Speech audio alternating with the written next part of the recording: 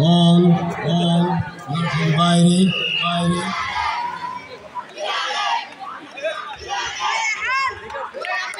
আমরা দর্শকবৃন্দ যারা আছি তারা খেলাদেরকে উৎসাহ প্রদান করি, মাঝে মধ্যে আমরা হাততালি দিয়ে তাদেরকে উৎসাহ প্রদান করবো। এতে করলে খেলোয়াড়দের মন মানসিকতা আরো ভালো হবে।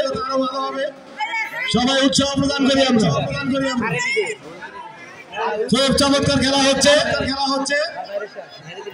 ধন্যবাদ sporting club, 7 star sporting club, বনাম পুরানপাড়া মায়ের দোয়া স্পোর্টিং ক্লাব।